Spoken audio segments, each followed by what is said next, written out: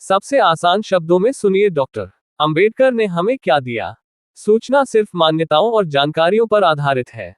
यहाँ ये बताना जरूरी है कि यह मेरा वीडियो किसी भी तरह की मान्यता, जानकारी की पुष्टि नहीं करता है। किसी भी जानकारी या मान्यता को अमल में लाने से पहले संबंधित विशेषज्ञ से सलाह लें। डा अंबेडकर सिर्फ हिंदू समाज में व्याप्त कुरीतियों और सामाजिक भेदभाव के ही विरोधी नहीं थे। वे इस्लाम और दक्षिण एशिया में उसकी रीतियों के भी बड़े आलोचक थे।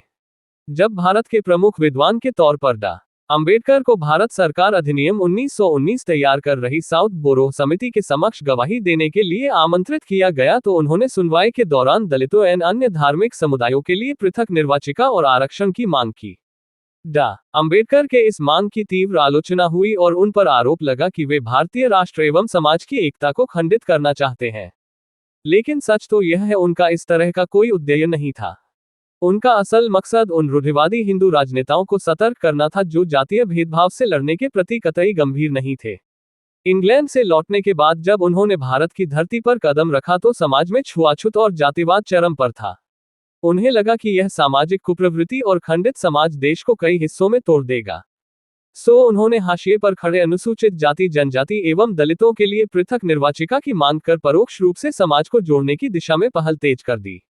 अपनी आवाज को जन जन तक पहुंचाने के लिए उन्होंने 1920 में बंबई में साप्ताहिक मूकनायक के प्रकाशन की शुरुआत की, जो शीघ्र ही पाठकों में लोकप्रिय हो गया। दलित वर्ग के एक सम्मेलन के दौरान उनके दिए गए भाषण से कोल्हापुर राज्य का स्थानीय शासक शाहू चतुर्थ बेहद प्रभावित हुआ और डा शून्य अंबेडकर के साथ उसका भोजन करना रूढ़िवाद से ग्रस्त भारतीय समाज को झकझोर दिया। डा अंबेडकर मुख्यधारा के महत्वपूर्ण राजनीतिक दलों को जाति व्यवस्था के उन्मूलन के प्रति नरमी पर वार करते हुए उन नेताओं की भी कटु आलोचना की जो अस्पृश्य समुदाय को एक मानव के बजाय करुणा की वस्तु के रूप में देखते थे। अंबेडकर ही एकमात्र राजनेता थे जो छुआछूत की निंदा करते थे। ब्रिटिश हुकूमत की विफलताओं से नाराज अंबेडकर ने अस्पृश्य समुदाय को समाज की मुख्य धारा में लाने के लिए एक ऐसी अलग राजनीतिक पहचान की वकालत की जिसमें कांग्रेस और ब्रिटिश दोनों का कोई दखल न हो। 8 अगस्त 1930 को उन्होंने एक शोषित वर्ग के सम्मेलन के दौरान अपनी राजनीतिक दृष्टि को दुनिया के सामने रखा और कहा कि हमें अपना रास्ता स्वयं बनाना होगा और स्वयं राजनीतिक शक्ति शोषितों की समस्याओं का निवारण नहीं हो सकती। उनको शिक्षित करना चाहिए। उनका उद्धार समाज में उनका उचित स्थान पाने में निहित है। उनको अपना रहने का बुरा तरीका बदलना होगा। उनको शिक्षित होना चाहिए। एक बड़ी आवश्यकता उनकी हीनता की भावना को झकझोरने और उनके अंदर दैवीय असंतोष की स्थापना करने की है, जो सभी ऊंचाइयों का स्रोत है। इस भाषण में अंबेडकर ने कांग्रेस की नीतियों की जमकर आलोचना की। दरअसल अंबेडकर ही एकमात्र राजनेता थे जो छुआछूत की निंदा करते थे। जब 1932 में ब्रिटिश हुकूमत ने उनके साथ सहमति व्यक्त करते हुए अछूतों को पृथक निर्वाचिका देने की घोषणा की, तब महात्मा गांधी ने इसके विरोध में पुणे की यरवदा सेंट्रल जेल में आमरण अनशन शुरू कर दिया। यह अंबेडकर का प्रभाव ही था कि गांधी ने अनशन के जरिए रूढ़िवादी हिंदू समाज से सामाजिक भेदभाव और अस्पृश्यता को खत्म करने की अपील की। रूढ़िवादी हिंदू नेताओं, कांग्रेस के नेताओं और कार्यकर्ताओं तथा पंडित मदन मोहन मालवीय ने अंबेडकर और उनके समर्थकों के साथ यरवदा में संयुक्त बैठकें की।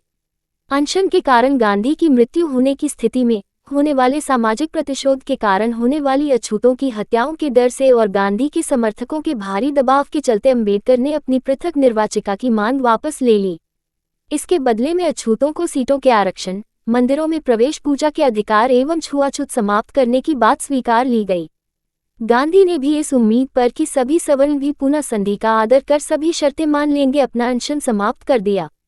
गौरतलब है कि आरक्षण प्रणाली में पहले दलित अपने लिए संभावित उम्मीदवारों में से चुनाव द्वारा 4 संभावित उम्मीदवार चुनते और फिर इन 4 उम्मीदवारों में से फिर संयुक्त निर्वाचन चुनाव द्वारा एक नेता चुना जाता। उल्लेखनीय है कि इस आधार पर सिर्फ एक बार 1937 में चुनाव हुए। अंबेडकर चाहते थे कि अछूतों को कम से कम 20-25 साल आरक्षण मिले, जबकि कांग्रेस के नेता इसके पक्ष में नहीं थे।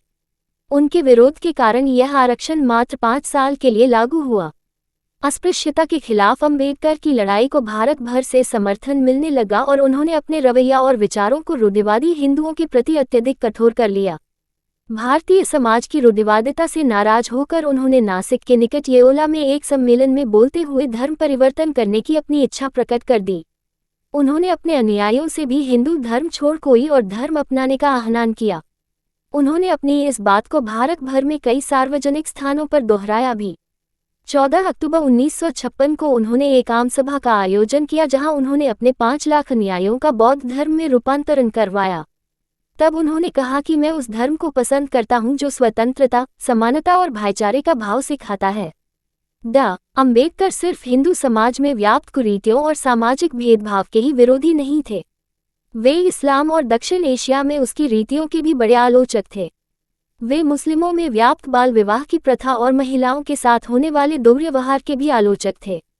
उन्होंने लिखा है कि मुस्लिम समाज में तो हिंदू समाज से भी कहीं अधिक बुराइयां हैं और मुसलमान उन्हें भाईचारे जैसे नर्म शब्दों के प्रयोग से छिपाते हैं।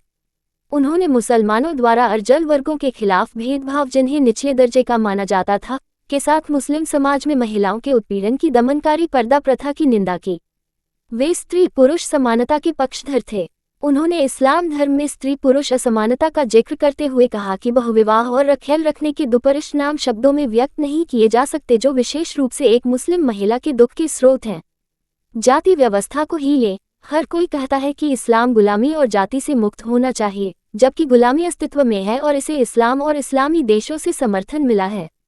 इस्लाम में ऐसा कुछ नहीं है जो इस अभिशाप के उन्मूलन का समर्थन करता हो। अगर गुलामी खत्म हो जाए फिर भी मुसलमानों के बीच जाति व्यवस्था रह जाएगी। इस्लाम की कट्टरता के खिलाफ भी थे डॉक्टर अम्बेडकर। उन्होंने इस्लाम में उस कट्टरता की भी आलोचना की जिसके कारण इस्लाम की नीतियों का अक्षरशः अनुपालन की बद्धता के कारण समाज बहुत कट्टर हो गया है। उन्होंने लिखा है कि भारतीय मुसलमान अपने समाज का सुधार करने में विफल रहे हैं, जबकि इसके विपरीत तुर्की जैसे इस्लामी देशों ने अपने आप को बहुत बदल लिया। राष्ट्रवाद के मोर्चे पर भी अम्बेडकर बेहद मुखर थे। उन्होंने विभाजनकारी राजनीति के लिए मोहम्मद अली जिन्ना और मुस्लिम लीग दोनों की कटु आलोचना की। हालांकि शुरुआत में उन्होंने पाकिस्तान निर्माण का विरोध किया, किंतु बाद में मान गए। इसके पीछे उनका तर्क था कि हिंदुओं और मुसलमानों को पृथक कर देना चाहिए, क्योंकि एक ही देश का नेतृत्व करने के लिए जातीय राष्ट्रवाद के चलते देश के भीतर और अधिक हिंसा होगी। वे कतई नहीं चाहते थे कि भारत स्वतंत्रता के बाद हर रोज रक्त से लथपथ हो। वे हिंसा मुक्त समानता पर आधारित समाज के पैरोकार थे। उनकी सामाजिक व राजनीतिक सुधारक की विरासत का आधुनिक भारत पर गहरा प्रभाव पड़ा है। मौजूदा दौर में सभी राजनीतिक दल, चाहे उनकी विचारधारा और सिद्धांत कितनी ही भिन्न क्यों न हो, सभी अम्बेडकर की सामाजिक व राजनीतिक सोच को आगे बढ़ाने का काम कर रहे हैं। अम्बेडकर के राजनीतिक सामाजिक दर्शन के कारण ही आज विशेष रूप से दलित समुदाय में चेतना, शिक्षा को लेकर सकारात्मक समझ पैदा हुआ है। इसके अलावा बड़ी संख्या में दलित राजनीतिक दल, प्रकाशन और कार्यकर्ता संघ भी अस्तित्व में आए हैं जो समाज को मजबूती दे रहे हैं।